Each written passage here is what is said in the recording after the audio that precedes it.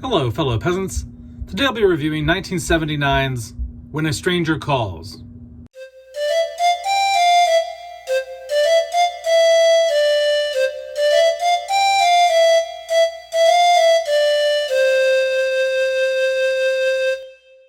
Okay, guys, so I just watched When a Stranger Calls.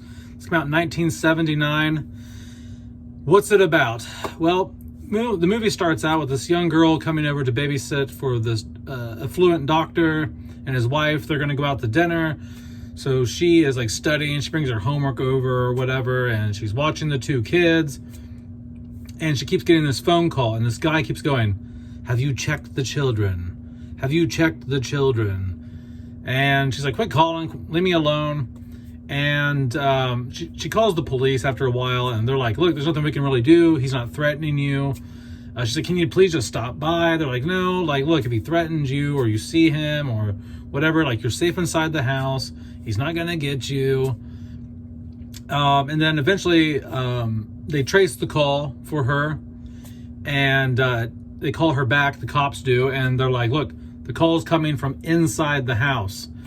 Get out of the house now." And she tries to get out of the house, and then it kind of cuts to maybe half an hour later. The parents are home, the cops are there, the man has been apprehended, and it turns out that he killed the doctor's kids. And so fast forward 7 to 8 years later, and the guy has broke out of the insane asylum that they put him in, and the parents of the children who were murdered hire a PI, like a private investigator, and basically he's hired as like a hitman. They're like, "Look, go find him and kill his ass." And so the rest of the movie is just you following the life of this guy, you know, the murderer, as he's roaming around the city, and he's in and out of homeless shelters. He's trying to pick up women at bars, and he's getting in fights, and the private investigator is like following behind him. He's on his trail. He's trying to find him, and then eventually at the end of the film, it wraps up with the girl, who is now 7 to 8 years older, has her own kids and husband, and a little bit of a twist ending at the end. And so if you haven't seen the movie, don't watch all of this review, because I'm going to spoil the ending for you. So go watch the film and then come back if you don't want it spoiled. Okay, what do I like? What do I not like? What I like about When a Stranger Calls is, well, I like the late 70s, early 80s atmosphere. The cinematography here is nice. This film is right up my alley. This is the second time I've seen this film, and I enjoy it every time. It holds my attention the whole time. So I love the cinematography. I love the setting. I love the pacing. I love the acting in here. Everyone gives a great performance. There are no poor performances in this film at all. Everyone in here does a great job. The killer in this is ultra super creepy.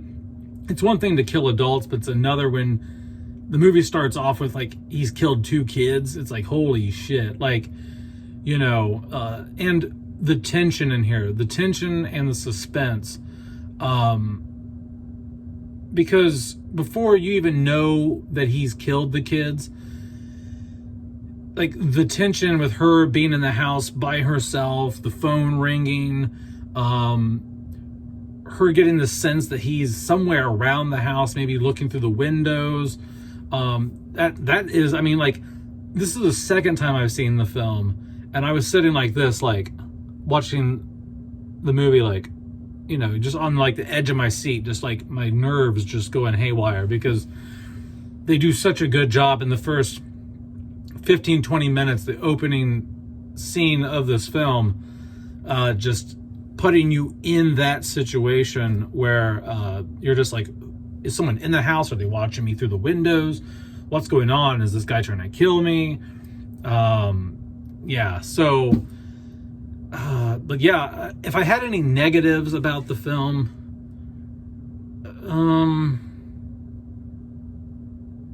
I don't really have any negatives, really.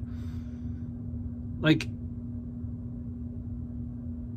no, I don't really have any negatives for this, guys. I'd probably give this probably a 9.5, 10 out of 10. Honestly.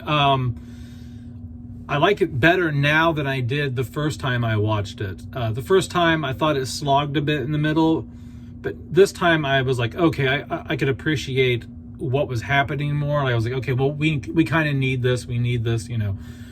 I think it was just because I wasn't sure what to expect. I was just expecting like a slasher or something the first time. I didn't really know going in the first time what to expect with this film. And now coming back to it the second time, I knew exactly what to expect. So the middle part of the film where you're following the killer around and the PI's on his trail, like that doesn't feel as out of place and doesn't throw you off as much when you know that that's the middle section of the film. When you're expecting a straight up slasher film like a Black Christmas or something like that,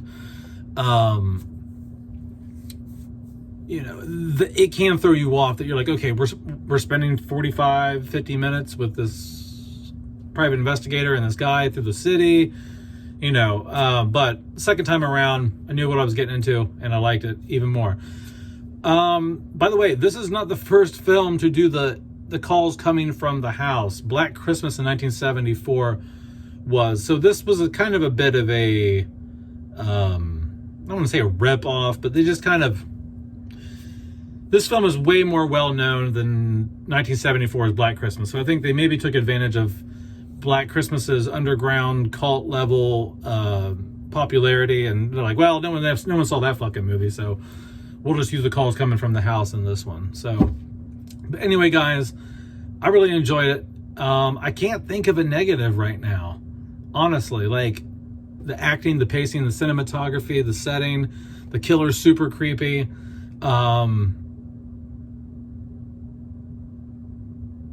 I think everything in here just works. It just fucking works. Now, maybe if I sit down and really think a lot harder, I can think of something. But right off the top, I just got done watching it. Right off the top, I don't have any issues with this movie. There's no glaring issues with this film, in my opinion. So I'm going to do a 9.5 out of 10. Because you're probably like, well, if you don't have any issues, why is it not a 10 out of 10? That's because even though I really enjoyed it, I don't think it's a perfect movie. It's not like The Exorcist or something to me. But damn, is this a really great mystery horror film thriller, okay? So I'm not going to put it up there with like the creme de la creme, top of the top, because I just don't enjoy it on that much of a level. It's not so much like I can find a objective flaw with this. It's just feeling wise, I don't feel this is a Exorcist Shining, The Omen, you know what I mean, the Changeling thing, you know. So that's just a feeling. I'm feeling that 9.5 out of 10. There's no real objectiveness to that score, because I can't find in an objective negative. Anyway, I'm done bullshitting.